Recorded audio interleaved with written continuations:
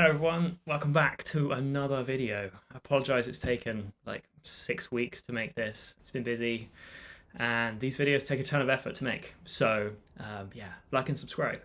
If you didn't catch my last video, we landed in Vancouver and we saw a bunch of the sights. And then we jumped on the train and we spent 19 hours going from Vancouver to Jasper. And we ended the video just as we were pulling into Jasper. If you haven't watched that video, really encourage you to watch it. I'll try and figure out how to put like a link in one of the corners somewhere. So yeah, please check it out.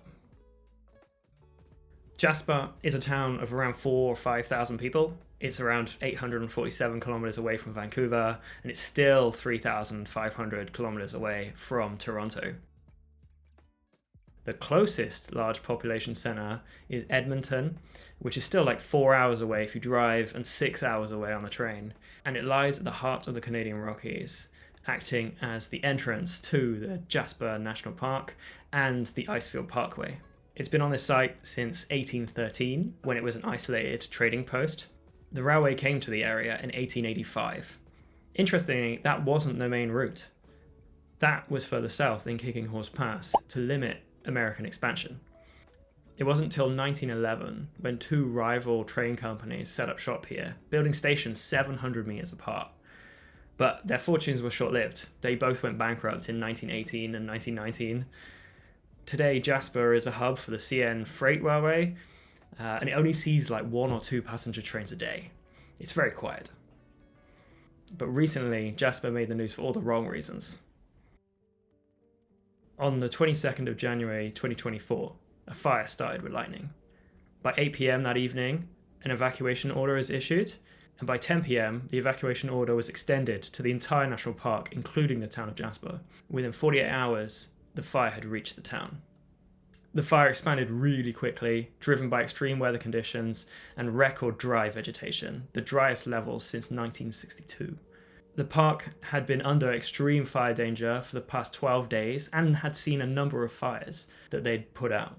This fire, though, was massive. The flames extended 30 to 50 meters into the sky. Fires started ahead of the main fire by up to like 500 meters. Ultimately, the evacuation led to around 20,000 people being evacuated from the area. It wasn't until the 7th of September when the fire was classified as under control and no longer spreading. And it was until April the 1st, 2025, almost a year later, when it was finally classified as extinguished, but it'd done extreme damage in the meantime. It burnt 32,000 hectares and destroyed 358 buildings, almost a third of the town, and the forest looks like matchsticks. We were there a year and a half later, and it still hadn't really recovered.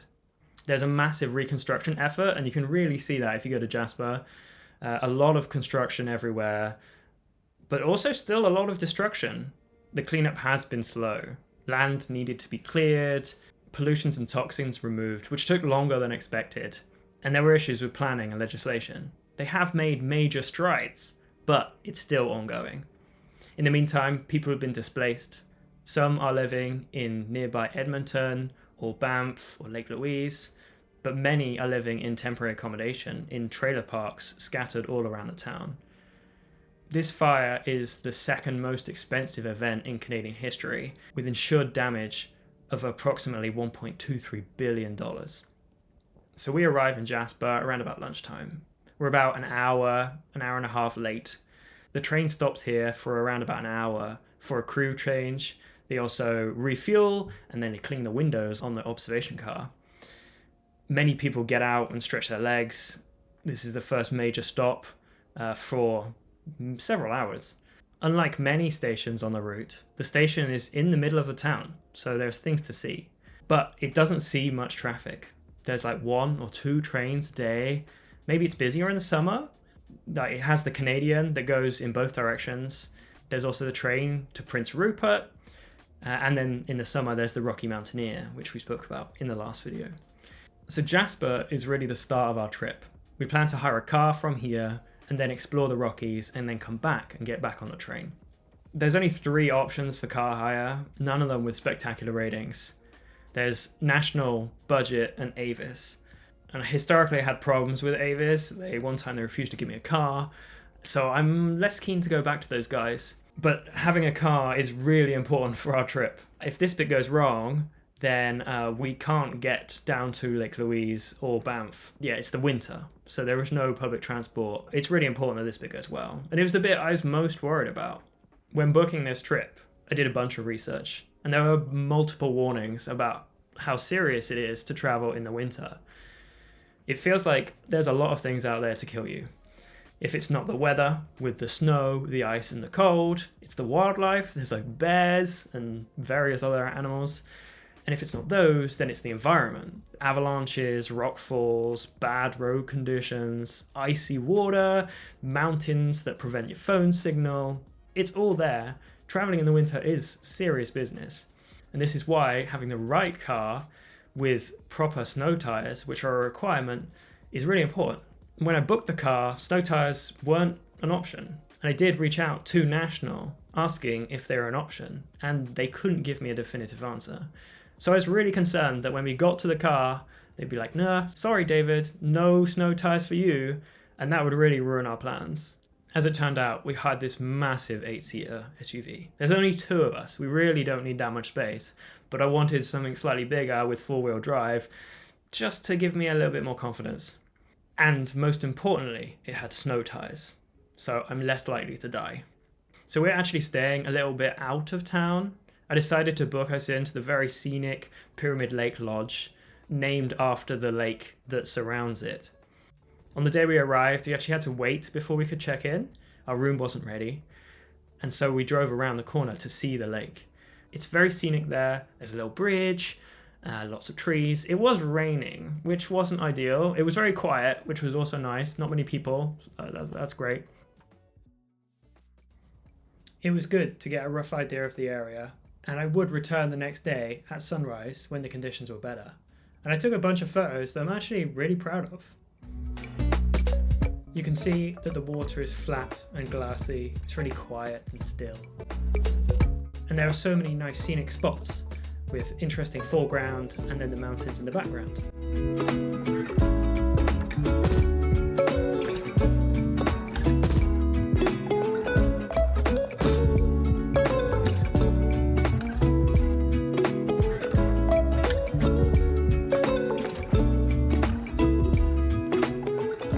Nearby is also Patricia Lake. I didn't get very many good photos here. Every time we went past, it was very windy. I want it to be calm and still. That's when it's most beautiful, because then there's the reflections of the mountains and the sky. And we never got that. The only exception to my never getting that was this photo, which we took late at night. It's very dark, but it's quite nice. I feel like I could do better. It's okay. We also explored Lake Edith and Annette, which are near the Jasper Lake Lodge, which is a Fairmont property that we weren't staying in. It's very fancy there. This area was affected by fires, and you can still see the damage that it has done. There are many charred trees here. There's signage that got melted. It's quite eerie, but it is stunningly beautiful around here. We walked around the lakes, enjoyed the views. There's some quicksand that you have to be a bit careful of. But yeah, it's very enjoyable.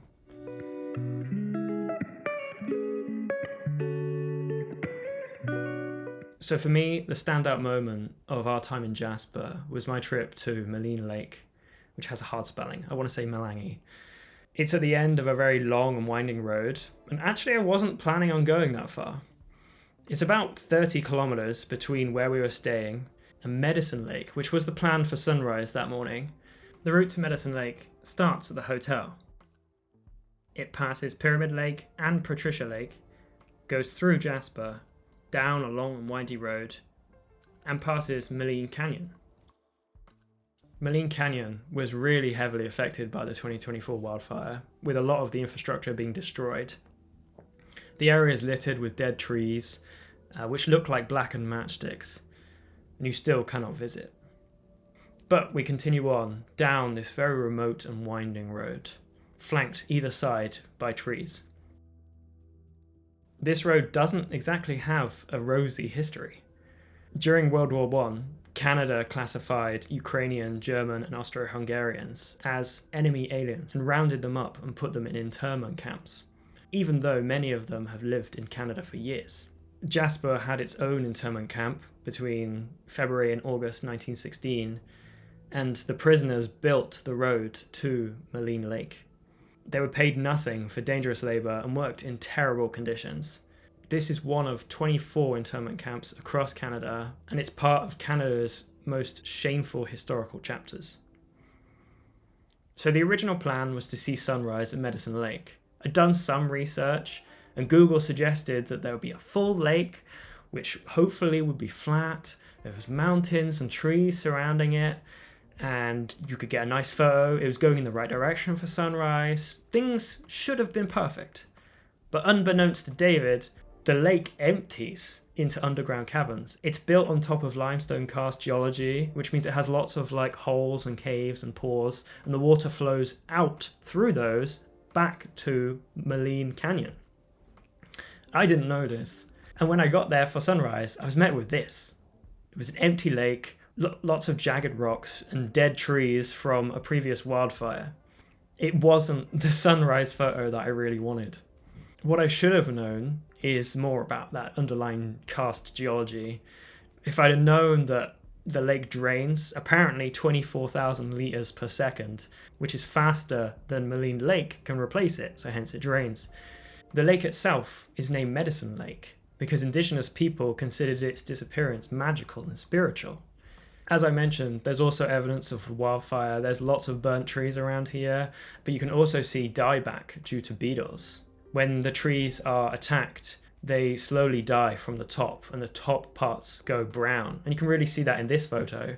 I took this photo mainly because of the stop sign, but in the background you can see the trees, and the top of the trees you can see are slightly red, and that means that they are being attacked by the pine beetles, which is a problem. And ultimately it kills the trees, which then leads to higher wildfire risk. The wildfire actually helps maintain beetle population so they don't spread. And this is potentially one of the reasons why the 2024 wildfire was so significant, is because there were many trees that were already dead. Apparently, I'm not the only person who was very disappointed by the fact that the lake drains. In the 1950s, locals tried to dam it. They threw 30 mattresses and 2 truckloads of the Sunday Evening Post into the lake, hoping to stop it from draining. It didn't work. They ended up being sucked into the karst system. Many of the mattresses got shredded, and locals couldn't understand why they were seeing bits of material and mattress in both Maligne Canyon and at the Jasper Park Lodge.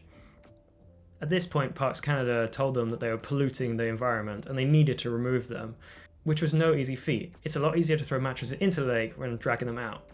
The only time of the year that they could do this was in the winter when the water was low, but this meant that the mattresses had frozen into these massive ice blocks, and it took them 30 days to get the mattresses out. They only managed to retrieve about 24 of the 30 mattresses, and to this day, the lake continues to drain through the karst geology.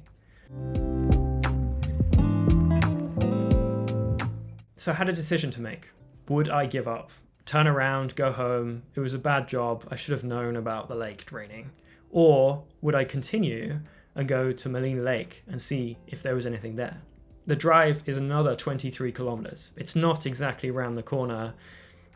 This area was very quiet.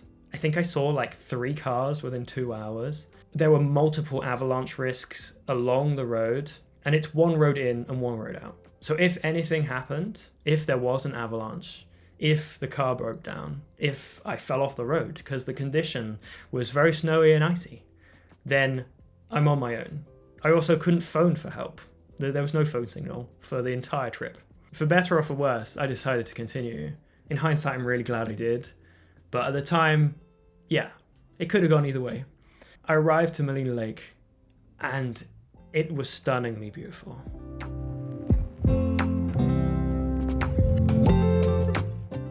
It's the longest natural lake in the Canadian Rockies. It has a maximum depth of around 97 meters, and at this time of year, it's snow-covered and completely silent. Basically, I was the only one there.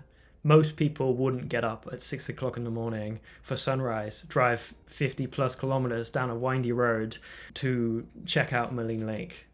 I did see 2 other walkers, so clearly there are other people who are as insane as I am. You can see that there's plenty of infrastructure here for the summer season. There's a Waffle House, a restaurant, and a boathouse. The lake was first reached by Mary Schaefer, who was the first non-Indigenous person to see the lake. She was a Philadelphian Quaker woman, a botanist and a photographer. For the time, she was a bit of a trailblazer, as women weren't typically allowed out of the comforts of the hotel without being accompanied by a man. It took her 1 month to get to Maligne Lake from Lake Louise, accompanied by 22 horses and 3 guides, but it'd be around 4 years before the first tourists would see the area. It used to take 3 days to get here from Jasper, on horseback. This was way before they built the road. The Brewster family are fairly prolific in the area. They started as 10 and 12-year-old guides in 1892.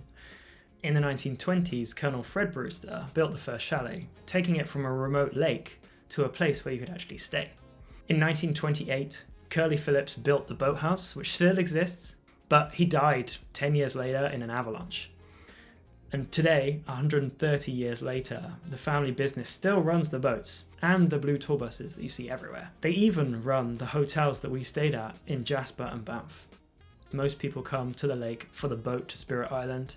It's very picturesque. The boat takes you up the lake, they drop you off, you take the photo, and then you come back. But it's only available in the summer, which isn't great for me in November.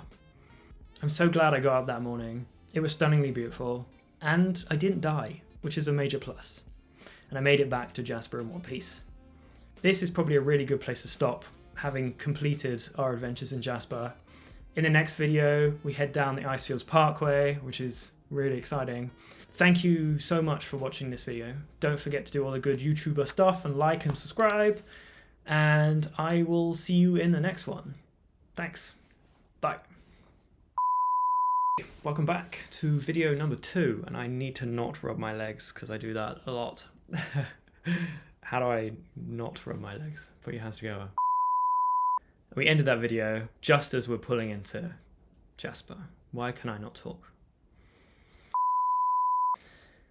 It wasn't until 1911 when 2 railway companies, Canadian Northern and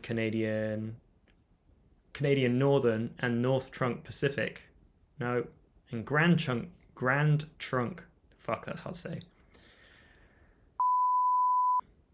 Okay, welcome back. I'm doing the hand thing again. A few days before we got there,